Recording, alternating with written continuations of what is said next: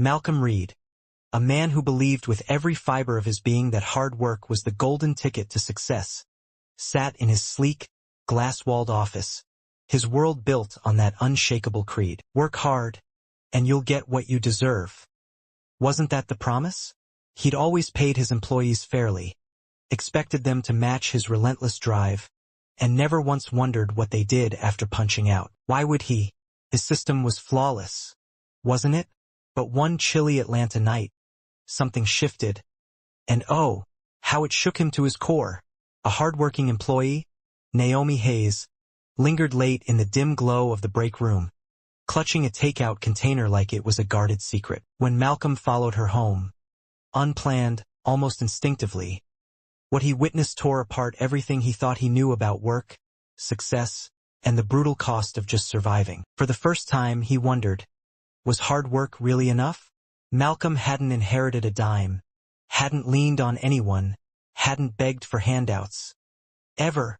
His empire, Reed Logistics, was forged from pure grit, sleepless nights, and a fierce belief that discipline was the bedrock of triumph. From a scrappy one-man trucking gig in Atlanta, Georgia, he'd built a powerhouse, with fleets roaring across the country. People didn't just respect him, they feared him.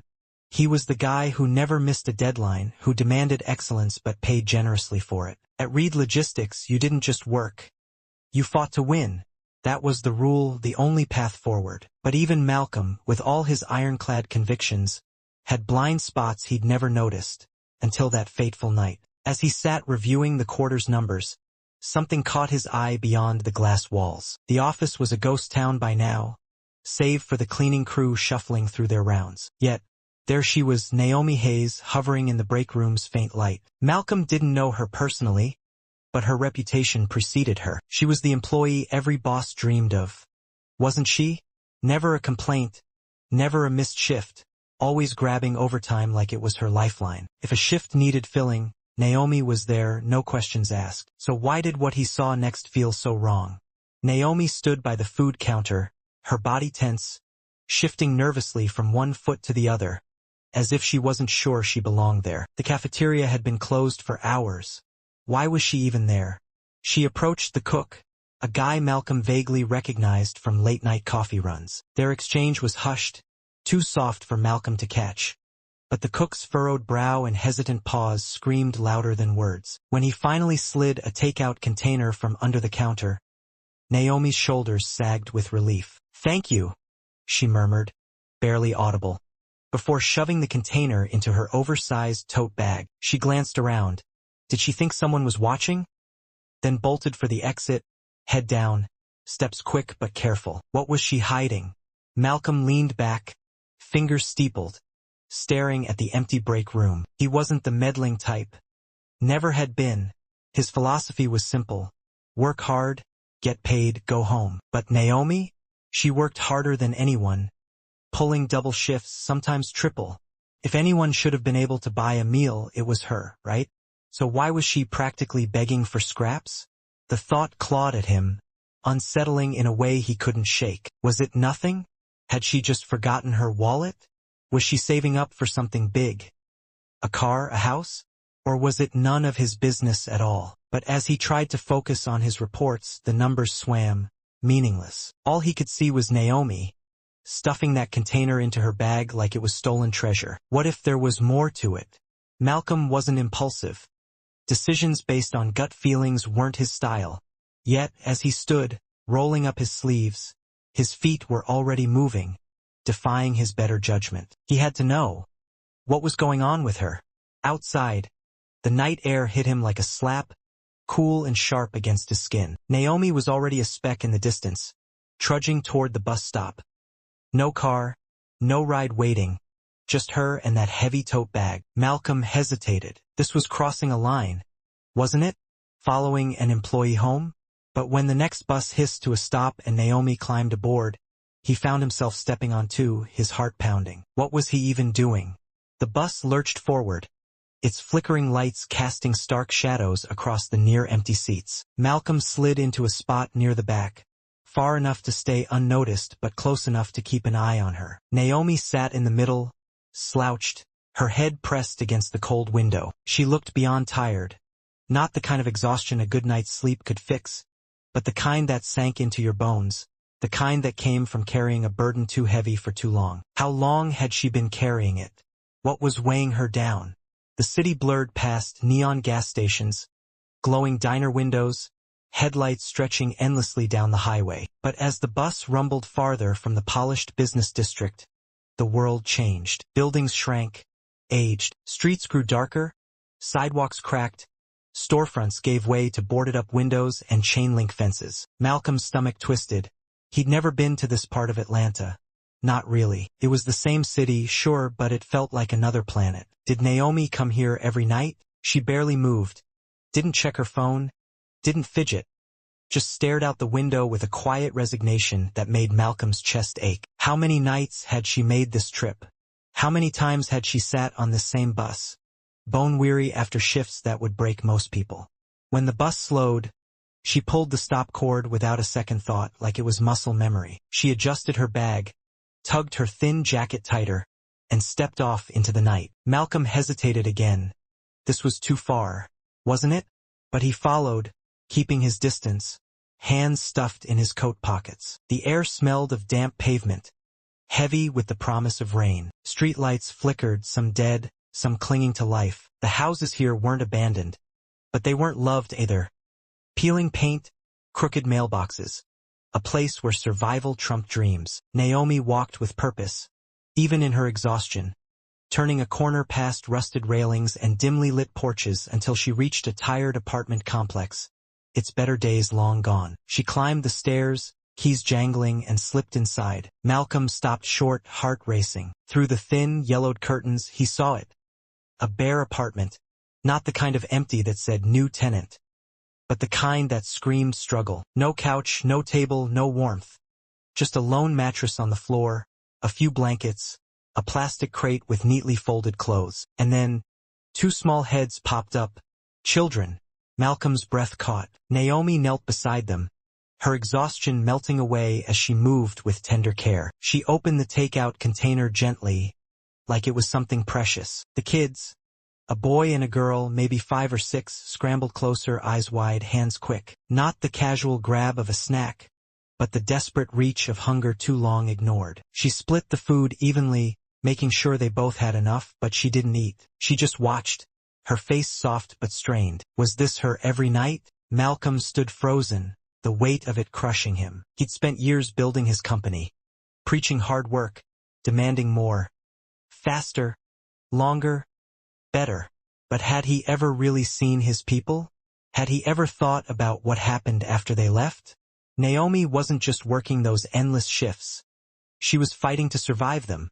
A gust of wind rattled a loose sign, snapping him back. He needed to go. This wasn't his place. He'd seen too much already. But as he turned, a small voice pierced the night. "Mommy, will we have breakfast tomorrow?" Malcolm stopped dead. Naomi paused, just for a heartbeat, then smoothed her daughter's hair with a gentle hand. "Of course, baby," she whispered, voice steady. "I'll figure it out." Her smile was brave, but Malcolm saw through it.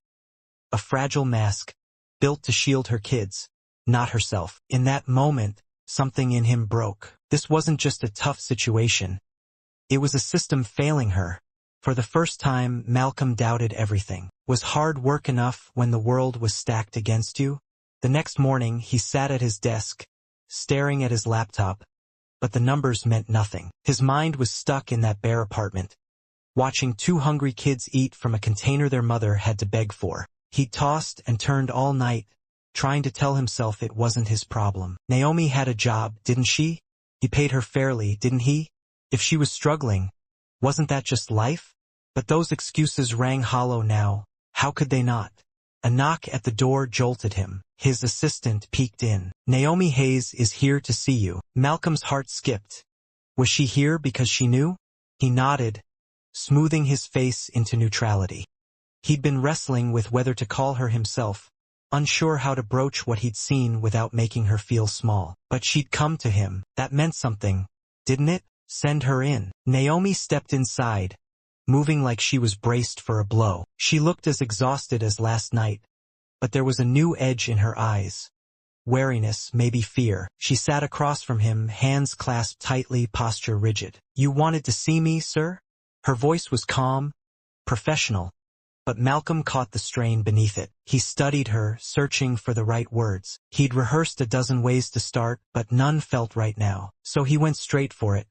"I saw you last night." Naomi froze, a flicker of shock crossing her face. "Excuse me?" "I followed you home," he said, careful but direct. There was no sugarcoating it. Her reaction was instant. A sharp breath, confusion giving way to anger, then something colder. Her hands clenched, but she held still. "I don't understand," she said, voice tight, like she was fighting panic. "I saw you take that food," Malcolm went on, keeping his tone even. "I saw your apartment, your kids." Her breath hitched, and her walls shot up, shoulders squared, face guarded. Suddenly, she wasn't just his employee. She was a mother, a fighter, someone who'd faced judgment before and knew how to brace for it. "This isn't," she started, shaking her head, ready to defend herself. "I'm not judging you," Malcolm cut in, leaning forward. "And I'm not here to pity you either." Naomi stared, searching his face. Was he for real? She was used to dismissal, to being told to try harder, to being seen as a problem, not a person. "I'm here because I should have seen it sooner," he said, voice raw. "And I want to fix it." Naomi blinked fast, swallowing hard, fighting to keep her composure. "You don't have to do this," she whispered, barely audible. "Yes, I do," Malcolm said, firm but kind. Silence hung heavy between them. He reached into his desk, pulled out a thick envelope, and slid it toward her. She glanced at it but didn't touch it. "This isn't charity," he said before she could argue. "It's an investment in you, in everyone who keeps this company running." She didn't move. "I want to raise wages," he continued, urgency creeping in. "Better hours, childcare, emergency support. I want to make sure no one else goes home like you did last night. But I need your help to do it right." Naomi's lips parted, but no words came. Her fingers hovered over the envelope, then pulled back. "Why?" she asked, voice soft, tired. Malcolm exhaled. "Because I built this company," he said, "and I let people like you fall through the cracks. I won't let that happen again. Never again." Naomi stared, then slowly reached for the envelope, gripping it tight. Tears glistened, but she held them back. She wasn't used to help, wasn't used to anyone caring enough to try. "You don't have to do this alone anymore," Malcolm said, meeting her gaze. She swallowed, nodded once, then stood, clutching the envelope like a lifeline. As she walked out, something shifted in her. A spark of hope, fragile but real. Malcolm watched her go, a fire kindling in his chest. This wasn't just about one woman. It was about changing lives, and he was ready to fight for it. Alone in his office, Malcolm exhaled, hands pressed to his desk. Something had changed in him, something permanent. He'd built his life on hard work, but now he saw the cracks in that belief. Naomi had done everything right, worked harder than anyone. Yet she was barely surviving. How had he missed it for so long? The realization hit like a freight train. Hard work wasn't always enough, not when the system let people slip through. But he could change that, couldn't he? He had to. Instinct took over. He grabbed his phone, dialing a number he rarely used. "Lisa," he said when his CFO picked up. "We need to talk. Wages, benefits, emergency programs now." There was a pause, then a cautious, "What's gotten into you, Malcolm?" He clenched his jaw. Naomi's exhausted face burned into his mind. "Let's just say I finally saw something I should have seen years ago." Another pause, then typing. "All right," Lisa said. "Tell me what you're thinking." "We raise wages. Real raises, not pocket change," he said, voice steady. "Childcare, emergency funds, tuition help, long-term solutions." "Lisa."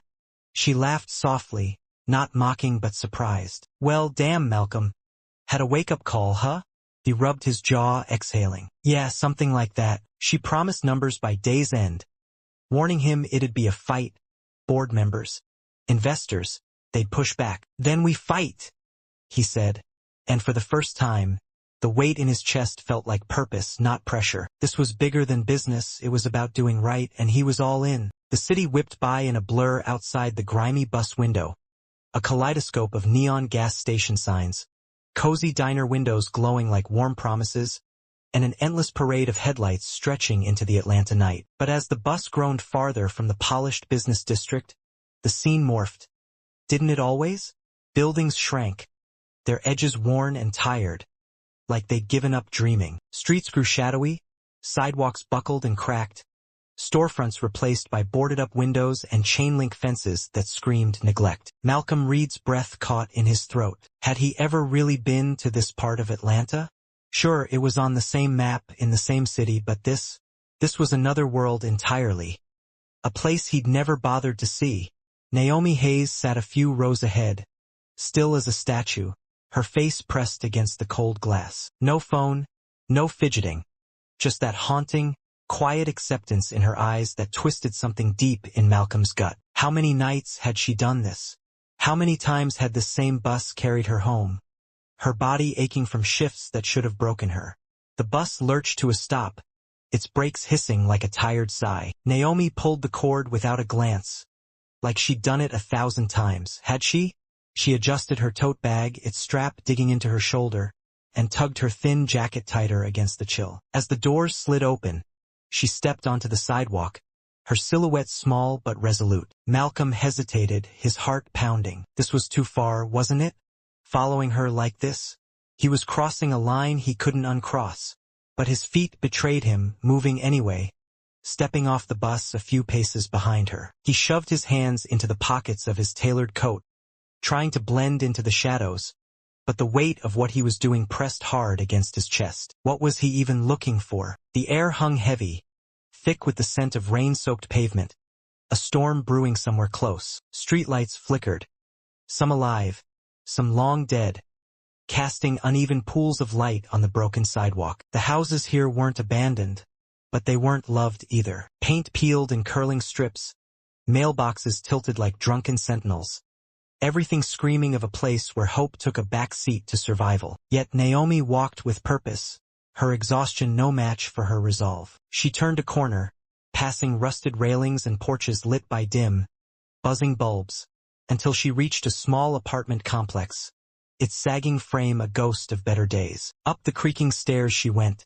her keys jingling softly as she pushed open the door. Malcolm slowed, his breath shallow. Why couldn't he just turn back? He stopped just shy of the building, his eyes drawn to the thin, yellowed curtains glowing faintly in her window. What he saw hit him like a punch. Oh God! How could it not? The apartment wasn't just sparse. It was barren, not the fresh start kind of empty, but the kind that whispered of long, grinding struggle. No couch, no dining table, no trace of comfort. Just a single mattress slumped on the floor, a handful of blankets, and a plastic crate stacked with clothes folded so neatly it hurt to look at them. And then, his heart stopped. Two small heads peeked out from behind the mattress. Children. Naomi's children. Malcolm's stomach twisted into knots. Naomi knelt beside them, her movements slow, deliberate, every ounce of her exhaustion shoved aside the moment she saw their faces. She set the takeout container down, opening it with a tenderness that made it seem sacred, like it was more than just food. The kids, a boy and a girl, no older than 5 or 6, scooted forward, their eyes wide with something more than excitement. Hunger, raw, urgent hunger, drove their quick hands, not the carefree grab of kids snagging a treat, but the desperate reach of those who'd waited too long. Naomi split the meal carefully, making sure each got their share, but she didn't take a bite. Not one. She just watched, her face soft but heavy, carrying a weight Malcolm could feel from where he stood. How did she do it? How did she keep going?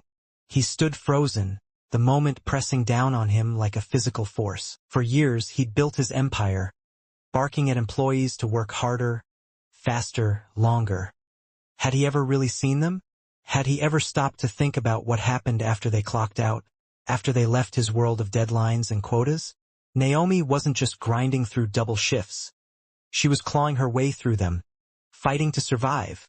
The realization hit him like a freight train, shaking everything he'd built his life on. A sudden gust of wind tore down the street, rattling a loose metal sign with a sharp clang. Malcolm flinched, his mind racing, his chest so tight he could barely breathe. He needed to leave now. This wasn't his business, was it? He'd seen too much, crossed too many lines. But as he turned to go, a small voice sliced through the night, clear and piercing. "Mommy, are we going to have breakfast tomorrow?" Malcolm froze, his blood turning to ice. Naomi paused, just for a heartbeat, then leaned down, smoothing her daughter's curls with a gentleness that broke something in him. "Of course, baby," she whispered, her voice steady as stone. "I'll figure it out." She smiled, but oh, Malcolm saw it for what it was. A fragile shield, built to protect her kids, not herself. How many times had she said those words? How many nights had she promised tomorrow would be okay, knowing she had nothing left to give? In that instant, something inside him shattered. This wasn't just a tough break, a one-off struggle. This was a system that had failed her, failed them.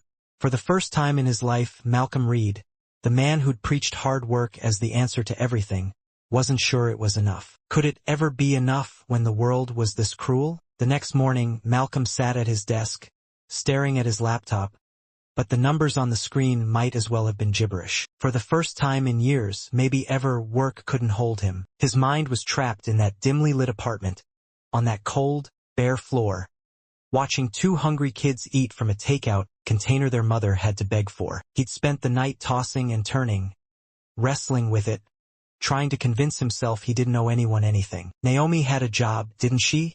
She worked harder than most. Hell, harder than anyone. He paid his employees fairly, right? If she was struggling, wasn't that just life? Wasn't that how the world worked? But those excuses crumbled like ash in his hands. How could they hold up when he'd seen the truth with his own eyes? He replayed it over and over. The way Naomi's hands trembled as she opened that container. The way her kids' eyes lit up, not with joy but with need. He thought of her smile, that brittle mask she wore for her daughter, promising breakfast she didn't have. Malcolm's throat tightened. Had he been blind all these years? Had he built his empire on the backs of people like Naomi, pushing them to their limits without ever asking what it cost them? The thought gnawed at him, relentless, refusing to let go. He'd always believed in fairness. Work hard, get paid. Simple as that. But what kind of fairness left a mother choosing between feeding her kids and keeping the lights on? Malcolm leaned back, running a hand over his face. The office hummed around him, phones ringing, keyboards clacking, but it all felt distant, like a world he didn't belong to anymore. Naomi's life wasn't an exception. It was a wake-up call. How many others were out there, scraping by, invisible to him because he'd never looked? He'd spent years measuring success in profit margins and deadlines, but what about the people who made it all possible? What about their struggles, their sacrifices? The questions burned, demanding answers he didn't have, not yet. But one thing was clear. He couldn't unsee what he'd seen. That bare apartment, those hungry kids, Naomi's quiet strength. It had changed him, carved something new into his soul. Hard work was supposed to be the great equalizer, wasn't it? So why was it failing her? Why was it failing them? Malcolm's hands clenched into fists. He didn't have all the answers, but he knew one thing for sure. He wasn't going to sit back and let this broken system grind on. Not anymore. Naomi's fight was his fight now, and he'd be damned if he let her face it alone. A soft knock at the door snapped Malcolm Reed out of his spiraling thoughts. Oh, how his mind had been racing. His assistant peeked in, her face a blank slate, unreadable as ever. "Naomi Hayes is here to see you," she said, her voice calm but piercing the fog in his head. Malcolm straightened in his chair, his heart thudding. Could he really face her after what he'd seen? For the past hour, he'd been wrestling with himself, debating whether he should summon her, agonizing over how to bring up the raw truth of last night without stripping her of her dignity. But here she was, choosing to walk through his door on her own terms. That had to mean something, didn't it?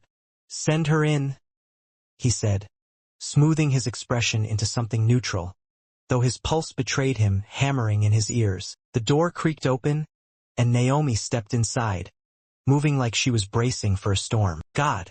She looked exhausted. Had she even slept? The same bone-deep weariness clung to her as it had last night. But there was something new in her eyes now, a flicker of hesitation, a quiet wariness that hadn't been there before. She sat across from him, her hands folded tightly in her lap, her posture so rigid it seemed like she was holding herself together by sheer will. "You wanted to see me, sir?" Her voice was steady, polished, not a crack of emotion breaking through. But Malcolm could feel the weight behind it. How did she do that? How did she keep it all locked away? He studied her for a long moment, searching for the right words. He'd rehearsed a dozen ways to start this. Careful phrases, gentle openings. But now, with her sitting there, so guarded, none of them felt right. They all felt like they'd shatter the fragile space between them. So he took a breath and dove in, raw and honest. "I saw you last night." The words hung heavy, and Naomi stiffened. Just a flicker, so subtle he might have missed it if he hadn't been watching. "Excuse me?" she said, her voice barely above a whisper, laced with confusion. "I followed you home," Malcolm admitted, his tone even but careful, like he was stepping around broken glass. There was no gentle way to say it, was there? Her reaction hit like lightning. A sharp inhale, her eyes flashing with a whirlwind of emotions. Confusion, then a spark of anger, then something colder, harder. Her fingers curled into fists, but she didn't move, didn't explode like he half expected. She was holding it all in. How did she manage that kind of control? I don't understand," she said, but her voice had changed, tightening like a wire pulled taut, the calm professionalism cracking under the strain. Was she fighting panic? Was she afraid? "I saw you take that food home," Malcolm went on, keeping his voice steady, giving her space to breathe. "I saw your apartment, your kids." Her breath caught, a small, sharp sound, and just like that, her defenses slammed into place. Her face shuddered, her shoulders squared, and suddenly she wasn't just Naomi Hayes, his employee. She was a mother, fierce and protective, a warrior who'd fought this battle before and knew how to stand her ground. Did she think he was here to tear her down? "This isn't," she started, shaking her head, her words a rushed defense already forming. "I'm not here to judge you," Malcolm cut in, leaning forward, his voice firm but soft, desperate to reach her. "And I'm not here to pity you either, God, no." Naomi froze, her eyes locking onto his, searching, probing, like she was trying to peel back his words to find the lie. She was used to being brushed off, wasn't she? Used to people telling her to work harder, to pull herself up, to stop being a problem instead of a person. How many times had she faced that cold dismissal? "I'm here because I should have seen it sooner," he said, his voice raw now, the weight of his guilt spilling out. "And I want to fix it. Really fix it." Naomi swallowed hard, her eyes blinking fast, fighting to keep the emotion at bay. Was she afraid to let him see her break? "You don't have to do this," she whispered, so quiet he almost missed it, her voice trembling with a mix of fear and disbelief. "Yes, I do," Malcolm said, his words fierce, unwavering, like a vow he'd never break. Silence fell, thick and heavy, wrapping them in a moment that felt like it could shatter with a single wrong move. For the first time, Naomi didn't have a comeback, no quick defense to throw up. She just sat there, staring, her breath uneven. Malcolm reached into his desk drawer, his hand steady despite the storm in his chest, and pulled out a thick envelope. He slid it across the desk toward her, watching her eyes flick to it, but she didn't touch it. Not yet. Was she afraid of what it meant?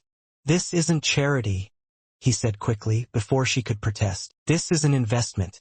In you. In everyone who keeps this company alive."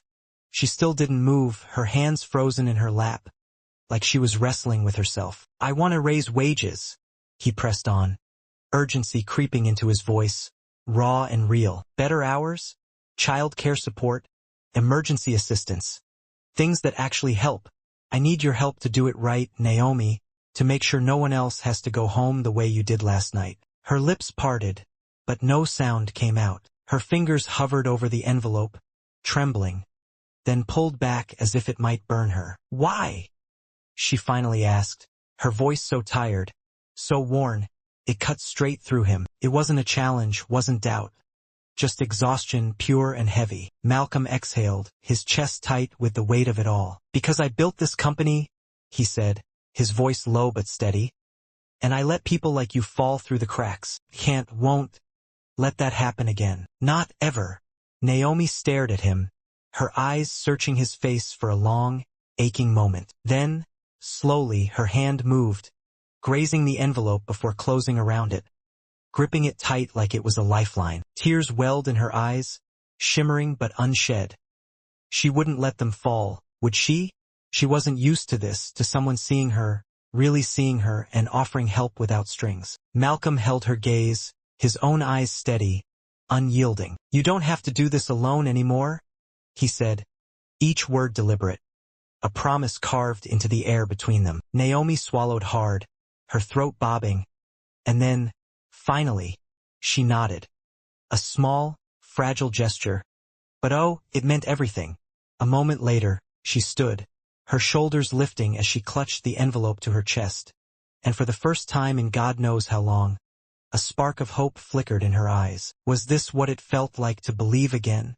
She turned and walked out, her steps slow but steady, carrying that tiny ember of possibility with her. Malcolm watched her go, a weight settling deep in his bones, solid, unshakable, like a foundation he hadn't known he needed. This wasn't just about fixing a company, was it? This was about changing lives, rewriting the rules, making things right, and he was only getting started. Oh, he was ready to fight for it. The door clicked shut behind her, leaving him alone in the quiet of his office. He exhaled, slow and steady, his hands pressed flat against the desk, anchoring him to the moment. The space where Naomi had sat felt charged, like it held the echo of everything they just shared. Something inside him had shifted, something heavy, something permanent. There was no going back now, was there? The realization hit him hard, sinking deep into his chest, heavier than he'd expected. For years, he'd lived by one truth. Hard work was the answer to everything. Effort in, results out. Simple, clean, fair. But last night had blown that belief apart. Hadn't it? Naomi had done everything right, worked harder than anyone, given her all, and still she was barely surviving, scraping by for her kids. How had he missed it? How had he built an empire without seeing the cost it demanded from people like her? The truth was a bitter pill, but it was one he couldn't spit out. Hard work wasn't enough. Not when the system was rigged to let people fall. But he could change that, couldn't he? He had to, starting now, starting with her. Oh, how my heart aches reading Naomi's story. It's a gut punch that exposes the raw truth about our world. The belief that hard work alone guarantees a good life is a lie we've been sold. And it's infuriating. Naomi pours her soul into endless shifts, yet she's barely scraping by, her kids' hungry eyes haunting her every move. How is this fair? It's a broken system, one that chews up people like her and spits them out, and I'm livid that we let it happen. Malcolm's awakening gives me a flicker of hope. Though, thank God for that. His shift from blind boss to someone who sees Naomi's struggle as his own fight, that's what we need more of. It's not just about wages or benefits. It's about dignity, about recognizing that every person grinding away deserves a life, not just survival. I'm passionate about this. We have to stop glorifying hustle culture and start valuing people over profits. Socially, we're failing when a mother has to whisper promises of breakfast she can't guarantee. It's unacceptable, and I'm fired up to say we need change.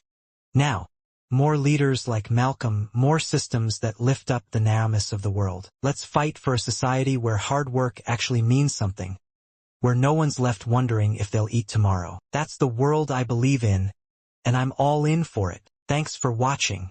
Don't miss out on more amazing content. Subscribe and click the notification bell for the latest videos. Share this with someone who'd love it as much as you do. Red Heart.